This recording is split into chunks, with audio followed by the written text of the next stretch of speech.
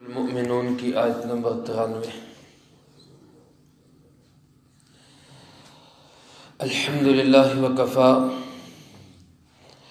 وسلام علی عبادہ الذین اصطفا، خصوصا علی سید الرسل وخاتم الانبیاء وعلی آلہ واصحابہ الاتقیاء۔ اما بعد فاعوذ باللہ من الشیطان الرجیم، بسم اللہ الرحمن الرحیم۔ قل رب اما ترینی ما یوعدون رب فلا تجعلنی فی القوم الظالمین وإنا على أن نريك ما نعدهم لقادرون ادفع بالتي هي أحسن السيئة نحن أعلم بما يصفون وقل رب أعوذ بك من همزات الشياطين وأعوذ بك رب أن يحضرون۔ قل رب إما تريني ما يوعدون، آپ فرما دیجئے کہ اے میرے پروردگار، اب مجھے دکھا دیجئے وہ چیز جس کا ان سے وعدہ کیا جاتا ہے۔ رب فلا تجعلنی فی القوم الظالمین، اے میرے پروردگار اس وقت میں مجھے مت بنانا ظالم لوگوں میں سے۔ وَإِنَّا عَلَىٰ أَن نُرِيَكَ مَا نَعِدُهُمْ لَقَادِرُونَ، اور یقیناً ہم اس بات پر پوری قدرت رکھتے ہیں کہ آپ کو دکھائیں وہ چیز جس کا ان سے وعدہ کیا گیا ہے۔ ادفع باللتی ہی احسن السیئہ، آپ دور ہٹائیے اس چیز کو جو برائی ہے انتہائی احسن طریقے سے۔ نحن اعلم بما یصفون، ہم بہت اچھی طرح جانتے ہیں جو کچھ یہ باتیں کرتے ہیں۔ وَقُلْ رَبِّ أَعُوذُ بِكَ مِنْ ہَمَزَاتِ الشَّيَاطِينِ، اور آپ فرما دیجئے اے میرے پروردگار میں آپ کی پناہ میں آتا ہوں شیطان کے دھکوں سے۔ وَأَعُوذُ بِكَ رَبِّ أَن يَحْضُرُونَ، اور میں آپ کی پناہ میں آتا ہوں اے میرے پروردگار اس بات سے کہ وہ مجھ سے چھیڑ چھاڑ کرے۔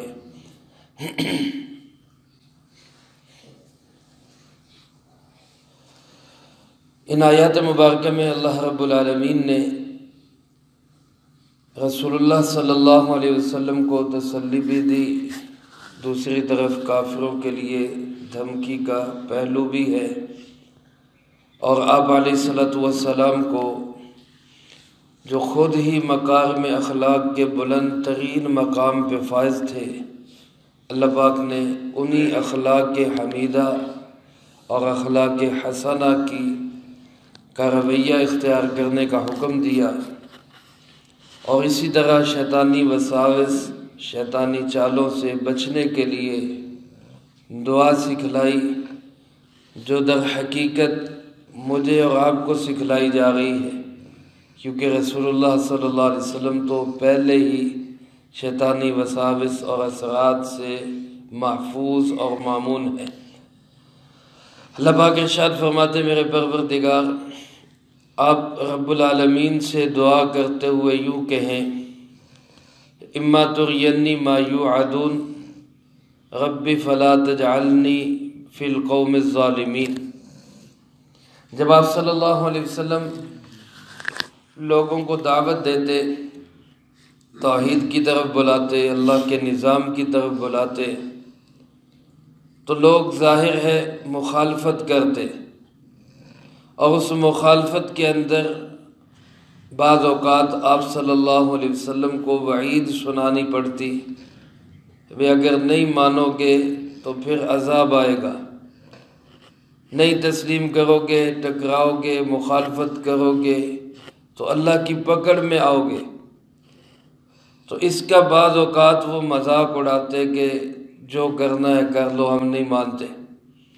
ڈٹائی اختیار کرتے، ہڈ حرام بن جاتے، ضدی بن جاتے، جو کرنا ہے کر لو، ہم نہیں مان رہے۔ تو اللہ پاک نے فرمایا میرے محبوب آپ یوں کہیں کہ اے میرے پروردگار، اگر آپ ان کو اس کا کچھ نمونہ دکھائیں جس کا آپ ان سے وعدہ کرتے ہیں، تو ایسے حالات میں پھر مجھے ظالموں میں سے مت بنانا، مجھے ان سے الگ کر لینا۔ اللہ رب العالمین کا ویسے بھی وعدہ ہے اس امت کے ساتھ اول سے لے کے آج تک، ما کان اللہ لیعذبہم وانت فیہم، اے میرے محبوب سرکار دو عالم صلی اللہ علیہ وسلم، جب تک آپ ان لوگوں کے اندر موجود ہیں اللہ ان کو عذاب نہیں دے گا۔ لیکن آپ صلی اللہ علیہ وسلم کو پھر یہ دعا سکھائی گئی کہ آپ پھر بھی یہ دعا کریں کہ یا اللہ جب ان ہڈ حراموں پہ، ان ظالموں پہ اور ان ڈھیٹ لوگوں پہ آپ کی طرف سے عذاب آئے تو اے اللہ مجھے ان لوگوں کے اندر شامل نہ کرنا، مجھے ان سے الگ کر لینا۔ ظالم، ہر ظلم کو ظلم کہا جاتا ہے، کمزور پہ کوئی طاقتور جبر کرے، ظلم کرے، یہ بھی ظلم ہے۔ اسی طرح علماء نے لکھا ہے کہ اللہ کی ہر نافرمانی ظلم ہے، اللہ رب العالمین کا کوئی حکم توڑنا یہ ظلم ہے، اور سب سے بڑا ظلم جو ہے وہ تو شرک ہے اور کفر ہے۔ فرمایا ان الشرک لظلم عظیم،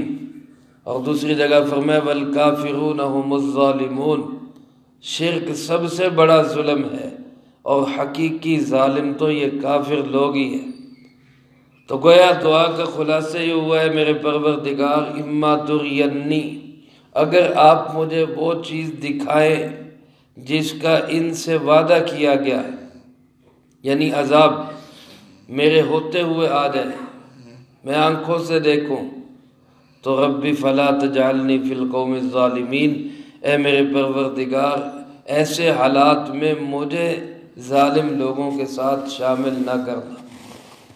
اس سے اندازہ ہوا کہ اللہ کے عذاب سے کس قدر انسان کو ڈرنا چاہیے کہ رحمت کائنات جناب محمد کریم صلی اللہ علیہ وسلم باوجود اس کے کہ مامون و محفوظ ہیں، اور آپ کی برکت سے امت بھی مامون اور محفوظ ہے، اس کے باوجود آپ ڈر رہے کہ اللہ مجھے ظالموں کا ساتھی نہ بنانا، مجھے ان سے الگ رکھنا۔ اللہ پاک ارشاد فرماتے وَإِنَّا عَلَىٰ أَن نُرِيَكَ مَا نَعِدُهُمْ لَقَادِرُونَ، ہم جو وعدہ ہم ان سے کر رہے ہیں کہ عذاب آئے گا، عذاب میں پھنسو گے، سختی ہوگی اور اللہ کی طرف سے پریشانیاں اور مشکلات آ جائیں گی، یا کسی بھی آفات میں جکڑے جاؤ گے، اللہ فرماتے ہیں ہم بے بس نہیں ہیں، ہم وہ سب کچھ آپ کو جاگتی آنکھوں کے ساتھ دکھانے پہ قادر ہیں۔ وَإِنَّا عَلَىٰ أَن نُرِيَكَ، اور بے شک ہم اس بات پر کہ ہم آپ کو وہ منظر دکھائیں، وہ عذاب ان پہ آتا ہوا ہم آپ کو دکھائیں جس کا ہم نے ان سے وعدہ کیا ہے، لَقَادِرُونَ، ہم اس کی پوری قدرت رکھتے ہیں، ہمیں اس کی پوری قدرت حاصل ہے، لیکن فی الحال آپ کی وجہ سے ہی، آپ کی برکت سے ہی وہ عذاب رکا ہوا ہے۔ ابھی فی الحال صورتحال یہ ہے کہ آپ کو حکم ہے ادفع باللتی ہی احسن السیئہ، کہ آپ اپنا دفاع کریں، آپ ان کو دور ہٹائیں، آپ ان کے ساتھ بحث و مباحثہ کریں اس طریقے کے ساتھ جو خوبصورت طریقہ ہو، برائی کا بدلہ آپ اچھائی کے ساتھ دیں۔ علماء فرماتے ہیں یہ اس وقت کی آیت مبارکہ ہے جب جہاد ابھی فرض نہیں ہوا تھا، تب یہی حکم تھا کہ اگر آپ کے ساتھ یہ ظلم بھی کرتے ہیں، زیادتی بھی کرتے ہیں، ستاتے بھی ہیں، تو آپ ان کو اچھے طریقے سے ہی جواب دیں، ان کے ساتھ کوئی اس قسم کا سلوک اور رویہ اختیار نہ کریں۔ اور بعض علماء فرماتے ہیں کہ یہ ہمیشہ کے لیے ہے، جنگ بھی کرنی پڑے، کافروں کے ساتھ لڑائی اور بحث و مباحثہ بھی کرنا پڑے، تب بھی ایک مسلمان کا کام یہی ہے کہ وہ اخلاق کے دائرے سے باہر نہ نکلے۔ عین حالت جنگ میں بھی رسول اللہ صلی اللہ علیہ وسلم کو مکارم اخلاق کے مظاہرے کا حکم دیا گیا۔ خواتین کو قتل نہیں کرنا، بچوں کو قتل نہیں کرنا، جو جنگ میں شامل نہیں ہو رہا کافروں کی طرف سے اس کو قتل نہیں کرنا، ان کی عبادت گاہوں کو نقصان نہیں پہنچانا۔ یہ ساری صورتحال اور یہ اخلاق کے دائرے میں رہنے کا حکم ہم ہر وقت کے لیے ہے۔ اپنے شدید ترین مخالفین اور دین کے مخالفین کے ساتھ بھی بدتمیزی کے ساتھ، نام بگاڑنے کے ساتھ، گالم گلوچ کے ساتھ، بیہودہ الزامات کے ساتھ پیش آنے کا ہمیں اسلام نہ حکم دیتا ہے نہ اجازت دیتا ہے۔ رسول اللہ صلی اللہ علیہ وسلم کو یہ کہا گیا کہ یہ آپ کے بدترین مخالف ہیں، لیکن آپ برائی کا بدلہ اچھائی کے ساتھ دیں۔ فرمایا باقی جو یہ کہتے ہیں نحن اعلم بما یصفون، جو الزامات کی بچھاڑ یہ لگاتے ہیں، جو گالم گلوچ یہ کرتے ہیں، جو بد زبانی بدتمیزی یہ کرتے ہیں، اللہ فرماتے ہیں ہم اس کو بہت اچھی طرح جانتے ہیں، ہمارے علم میں ہے، یہ ہمیں بتانے کی چیز نہیں، ہم جانتے ہیں اس کو۔ اس میں کتنی بڑی تسلی ہے رسول اللہ صلی اللہ علیہ وسلم کے لیے بھی اور ان لوگوں کے لیے بھی جو دین کا کام کر رہے اور لوگ ان کے ساتھ غلط رویے سے پیش آ رہے۔ اللہ فرماتے ہیں ہمارے علم میں ہے تمہارے ساتھ کیا ہو رہا ہے۔ میرے بھائیو، اس میں کتنا بڑا حوصلہ ہو جاتا ہے جب کوئی آدمی کسی کام کے لیے بھیجے اور وہاں اس کے ساتھ غلط رویہ اختیار کیا جائے اور وہ کہے کہ جناب میرے علم میں ہے، میں جانتا ہوں، مجھے پتہ ہے آپ کے ساتھ کیا ہو رہا ہے اور میں اس کا پورا بدلہ لوں گا۔ تو گویا رسول اللہ صلی اللہ علیہ وسلم کو بھی یہی تسلی دی گئی کہ اللہ کے محبوب آپ پریشان نہ ہوں، ہمیں سب معلوم ہے آپ کے ساتھ کیا کیا ہو رہا ہے، یہ ہم جانتے ہیں۔ بعض اوقات طبعی طور پہ انسانی فطرت ہے کہ کتنا کو کوئی برداشت کرے گا، تو ایسے ماحول کے اندر شیطان بھی اپنا کام کرتا ہے کہ کسی طرح سے میں بھی ان کو ایسے اخلاق سے ہٹا کے غلط سائڈ پہ لے آؤں۔ تو شیطانی وساوس، شیطانی اثرات سے بچنے کے لیے اللہ پاک نے رسول اللہ صلی اللہ علیہ وسلم کو یہ کلمات سکھائے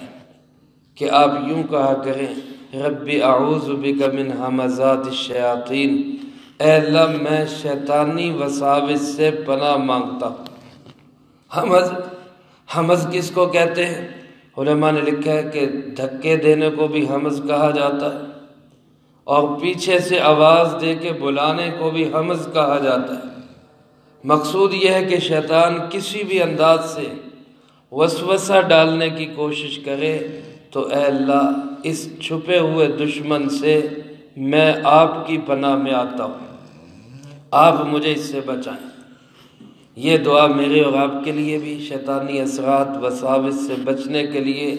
بہترین کلمات ہیں۔ رب اعوذ بک من ہمزات الشیاطین، اے میرے پروردگار میں شیطانی اثرات، شیطانی وساوس سے بچنے کے لیے آپ کی پناہ میں آتا ہوں۔ وَأَعُوذُ بِكَ رَبِّ أَن يَحْضُرُونَ، اور اے میرے پروردگار میں آپ کی پناہ میں آتا ہوں اس بات سے کہ وہ میرے پاس حاضر ہوں اور چھیڑ چھاڑ کریں۔ یحضرون حضور سے ہے، شیطان آپ صلی اللہ علیہ وسلم کے فرمان کا مفہوم ہے کہ ہر انسان کے پاس ہر وقت آتا ہے، ہر انداز سے، ہر طریقے سے اس کو بہکانے اور گمراہ کرنے کی کوشش کرتا ہے۔ اس سے بچنے کا راستہ کیا ہے کہ انسان اللہ کی پناہ کے اندر آ جائے، اللہ سے اس کی پناہ مانگے۔ جب انسان بیت الخلاء میں جاتا ہے تو روایات میں آتا ہے جس کا مفہوم ہے شیطان انسان کے دل میں وساوس ڈالتا ہے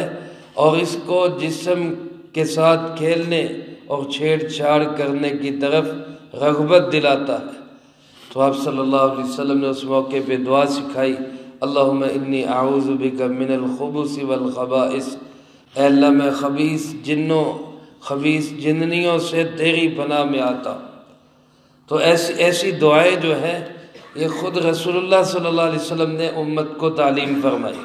اللہ پاک نے بتلائی۔ ایک صحابی حضرت خالد رضی اللہ تعالیٰ عنہ خدمت اقدس میں حاضر ہوئے اور عرض کی کہ جی مجھے نیند نہیں آتی رات، تو آپ صلی اللہ علیہ وسلم نے اسی طرح کے الفاظ ان کو سکھائے کہ آپ یوں پڑھا کرو، اعوذ بکلمات اللہ التامات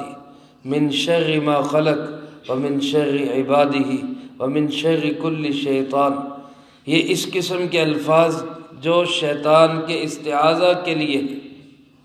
آپ نے سکھائے کہ یہ الفاظ پڑھا کرو، تمہارا مسئلہ حل ہو جائے گا۔ تو میرے محترم دوستو، شیطانی وساوس اثرات اور شیطانوں کی چھیڑ چھاڑ سے بچنے کا راستہ یہی ہے کہ انسان اللہ کی پناہ کے اندر آ جائے، اللہ رب العالمین سے پناہ مانگے۔ تو رسول اللہ صلی اللہ علیہ وسلم کو یہ سکھایا گیا کہ جب بحث و مباحثہ ہو، کفار کے ساتھ بیٹھ کے بات کرنے کا موقع ملے تو شیطان کوشش کرے گا کہ بھڑکاؤں، آگ لگاؤں، دونوں طرف سے جلتی پہ تیل ڈالوں۔ آپ نے شیطانی اثرات سے بچنے کے لیے اللہ کی پناہ میں آ جانا ہے تاکہ آپ اخلاق کریمہ کے دائرے سے باہر نہ نکلیں، آپ اسی دائرے میں رہ کر محنت کریں۔ یہی آج ہمیں بھی تعلیم ہے کہ تمام تر دین کی محنت کرتے ہوئے بھی ہمیں حکم ہے کہ ہم اپنے آپ کو اخلاق کے دائرے سے باہر نہ نکلنے دیں۔ اللہ مجھے آپ کو سب کو قرآن کریم کی یہ تعلیمات سمجھنے کی توفیق نصیب فرمائے، اور جو کہا سنا اس کو زندگی میں لا کے دوسروں تک پہنچانے کی توفیق عطا فرمائے۔ اللہم انت السلام و منک السلام، تبارک ربنا و تعالیت یا ذا الجلال والاکرام۔ اللہم اعنا علی ذکرک و شکرک و حسن عبادتک۔ اللہم احسن عاقبتنا فی الامور کلها واجرنا من خزی الدنیا وعذاب الآخرہ۔ اللہم واقیتا کواقیت الولید، اللہم استر عوراتنا وآمن روعاتنا۔ اللہم انا نجعلک فی نحورہم ونعوذ بک من شرورہم۔ اللہم اکفنا بحلالک عن حرامک واغننا بفضلک عمن سواک۔ اللہم اکفنا کل مہم من حیث شئت ومن این شئت۔ ربنا تقبل منا انك انت السميع العليم وتب علينا انك انت التواب الرحيم، وصلى الله على النبي الكريم وعلى آله واصحابه اجمعين برحمتك يا